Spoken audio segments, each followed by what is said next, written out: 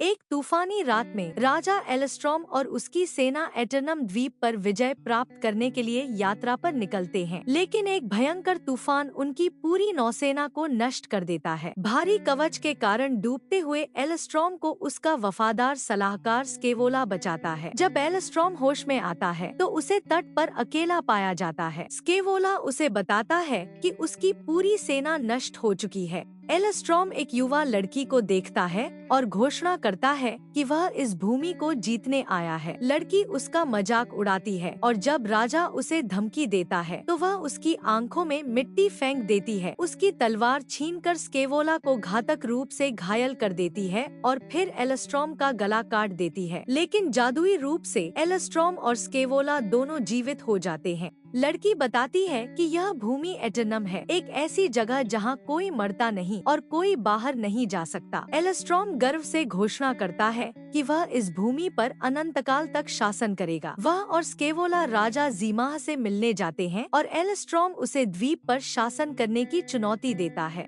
जीमाह चुनौती स्वीकार करता है और द्वंद्व शुरू होता है। जीमाह एलस्ट्रॉम का हाथ काट देता है और उसे मार डालता है, लेकिन कुछ ही देर बाद एलस्ट्रॉम फिर से तट पर जीवित हो जाता है। वह घोषणा करता है कि अब कोई उसे मार नहीं सकता। इस बार वह जीमाह को एक रणनीतिक खेल में चुनौती देता है। वे शतरंज खेलते हैं, लेकिन जीमाह उसे आसानी से हरा देता है। हताश होकर एलस्ट्रॉम हमला करने की कोशिश करता है, लेकिन जीमाह फिर से उसे मार देता है। एलस्ट्रॉम कई बार अलग अलग खेलों में जीमाह को चुनौती देता है, लेकिन हर बार हार जाता है। जीमाह का सलाहकार स्केवोला को बताता है कि जीमाह एक राजवंश से है, जहां उसके पूर्वज सदियों से राजा रहे हैं। स्केवोला बताता है कि एलस्ट्रॉम शाही वंश से नहीं था, वह बस एक मोची का बेटा था। एलस्ट्रॉम यह मानने को तैयार नहीं कि उसने कभी किसी लड़ाई में हार नहीं मानी थी। स्केवोला उसे समझाता है कि उसके राज्य में उसकी जीतें असली नहीं थी। लोग उसे राजा मानकर जानबूझकर हार जाते थे।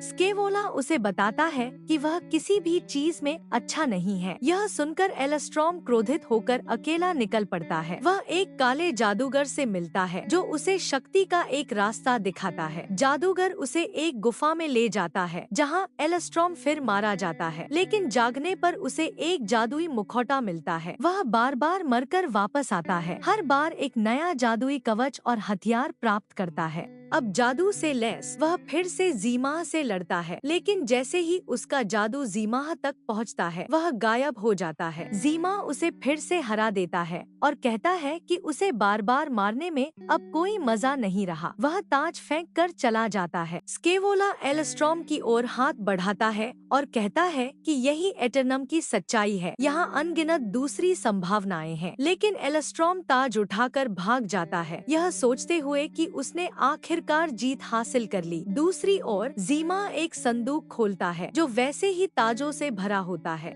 तट पर पहुंचकर एलस्ट्रॉम अपने प्रतिबिंब को देखते हुए ताज पहन लेता है। वहीं उसे सोने की एक मूर्ति दिखाई देती है। उसे एहसास होता है कि उसकी लालसा ने उसे पूरी तरह अकेला छोड़ दिया है। वह लड़की को ढूंढता है और उससे लोहार का काम सीखने की विनती करता है। वर्षों तक वह धातु गढ़ने की कला सीखता है। अंततः वह स्केवोला से फिर मिलता है और उसे एक सुनहरा कृत्रिम हाथ देता है जिसे उसी ताज से बनाया गया था जिसे उसने कभी पाने की लालसा की थी। स्केवोला यह उपहार स्वीकार करता है और दोनों एक दूसरे को समझते हुए मुस्कुराते हैं। एपिसोड के अंत में वे राजा और सलाहकार के रूप में नहीं बल्कि सच्चे मित्रों के रूप में एक नई शुरुआत करने के लिए तैयार होते हैं।